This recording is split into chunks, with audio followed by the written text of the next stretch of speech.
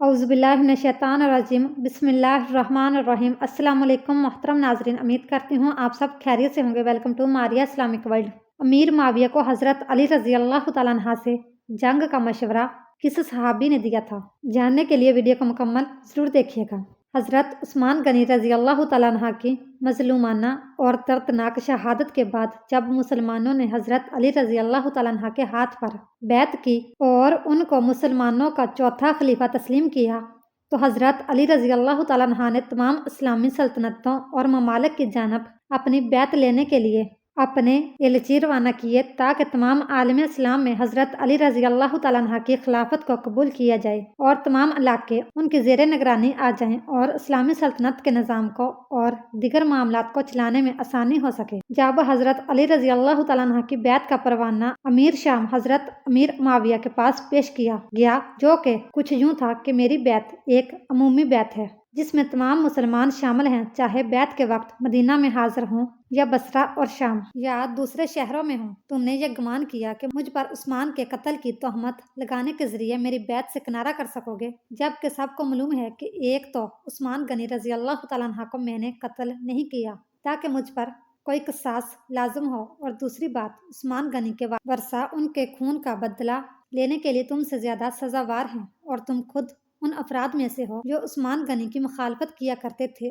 और जिस वक्त उन्होंने तुमसे मदद की दरख्वास्त की तो तुमने उनकी मदद नहीं की, जहाँ तक कि उन्हें कत्ल कर दिया गया। हज़रत अमीर माविया रज़ी अल्लाह तआला अन्हा ने उसका कोई जवाब ना दिया। जंगे जमल के बाद इमाम अली अलैहिस्सलाम कूफा में मुस्तकिल रहाइश पजीर हो गए और माविया को अपनी अतायत पर कायल करने की हर मुमकिन कोशिश की, लेकिन जब इमाम अली अलैहिस्सलाम को ये यकीन हो गया कि माविया आप अलैहिस्सलाम की बैत और अतायत करने का इरादा नहीं रखते और कूफा के सरकर्दगान ने भी शाम के साथ जंग में आपका साथ देने का दिया है, तो आपने एक खुतबे के जरिए लोगों को जिहाद की दावत दी, और दूसरी जानब मीर माविया ने भी हज़रत अली रज़ी अल्लाह तआला अन्हा के खिलाफ मैदान जंग में निकलने का फैसला किया। मोहतरम साथियों, सवाल ये पैदा होता है कि अमीर माविया को सैयदना अली रज़ी अल्लाह तआला अन्हा की बैत न करने और उनके खिलाफ मैदान जंग में निकलने का मशवरा देने वाले लोग कौन थे? इमाम तिरमिज़ी और सही मुस्लिम की मुतफ़िक़ा हदीस है कि एक दफ़ा नबी करीम सल्लल्लाहु अलैहि वसल्लम और हज़रत अबू बकर सदीक़ रज़ी अल्लाह तआला अन्हा, हज़रत उमर फ़ारूक रज़ी अल्लाह तआला अन्हा और हज़रत अली रज़ी अल्लाह तआला अन्हा नबी करीम सल्लल्लाहु अलैहि वसल्लम के साथ किसी सफ़र पर जा रहे थे कि नबी करीम सल्लल्लाहु अलैहि वसल्लम के नलैन मुबारक टूट गए। हज़रत अली रज़ी अल्लाह तआला अन्हा ने हजूर नबी अकरम सल्लल्लाहु अलैहि वसल्लम के नलैन मुबारक की मरम्मत करने के लिए एक जगह ठहर गए, और बाकी तीनों असहाब यानी हज़रत अबू बकर सदीक, हज़रत उमर फ़ारूक और नबी करीम सल्लल्लाहु अलैहि वसल्लम ज़रा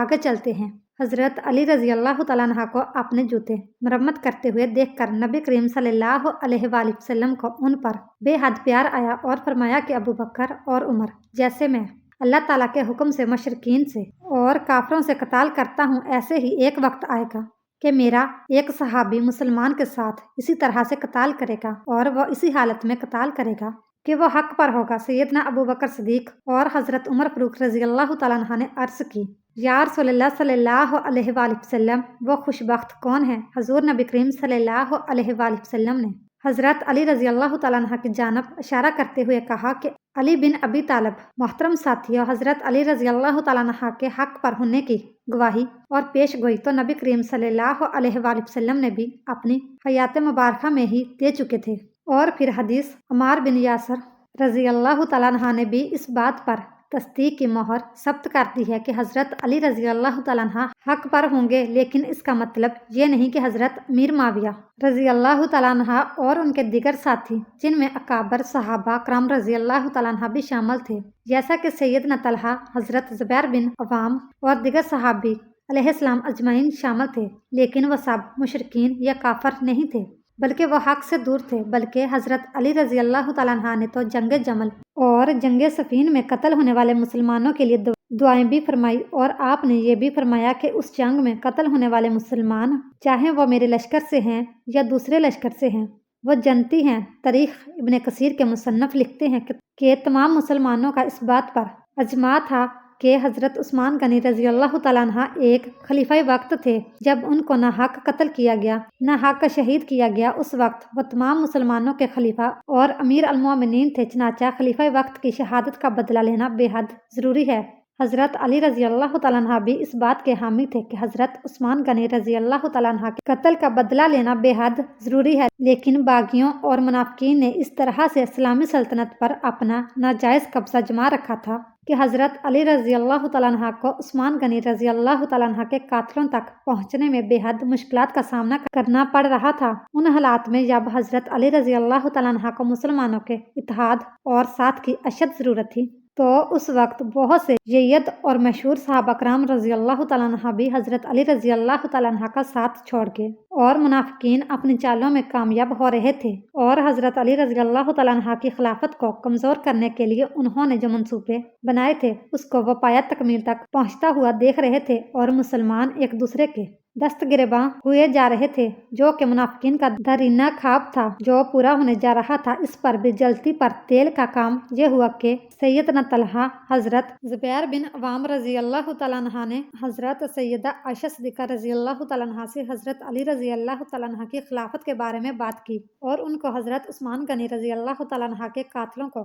گرفتار نہ کرنے کا بتایا۔ تو ان تینوں مقدس ہستیوں نے حضرت علی رضی اللہ تعالیٰ عنہ کی خلافت کے خلاف محاذ کھڑا کرنے کا فیصلہ کیا۔ محترم ساتھیوں، ان تینوں ہستیوں کی قدر و منزلت اور ان کے صحابی ہونے پر ذرا بھی شک نہیں، اور نہ ہی ان کی نیت خراب تھی۔ ان کا یہ عمل بدنیتی کا نتیجہ نہیں تھا، بلکہ ان کی اتحادی خطا تھی، کیونکہ منافقین نے اپنی چالوں کے ذریعے مسلمانوں کے درمیان پھوٹ ڈال دی تھی۔ حضرت عثمان غنی رضی اللہ تعالیٰ عنہ کے قاتلین دندناتے پھر رہے تھے، اور ان کو یوں دندناتا پھرتے دیکھ کر مسلمانوں کا خون کھولتا تھا۔ یہی وجہ تھی کہ عام مسلمان حضرت علی رضی اللہ تعالیٰ عنہ کے خلاف ہو گئے تھے۔ امام باقر رحمۃ اللہ علیہ فرماتے ہیں کہ امیر معاویہ کو اسلامی سلطنت کے دیگر معاملات میں مشورات دینے والے لوگوں میں مشہور صحابی رسول مغیر بن شعبہ، عمر بن عاص اور زید بن سمیہ تھے، جو امیر معاویہ کو ہر قدم پر رہنمائی اور مشاورات فراہم کیا کرتے تھے۔ بلکہ مغیر بن شعبہ رضی اللہ تعالیٰ عنہ نے تو امیر معاویہ کو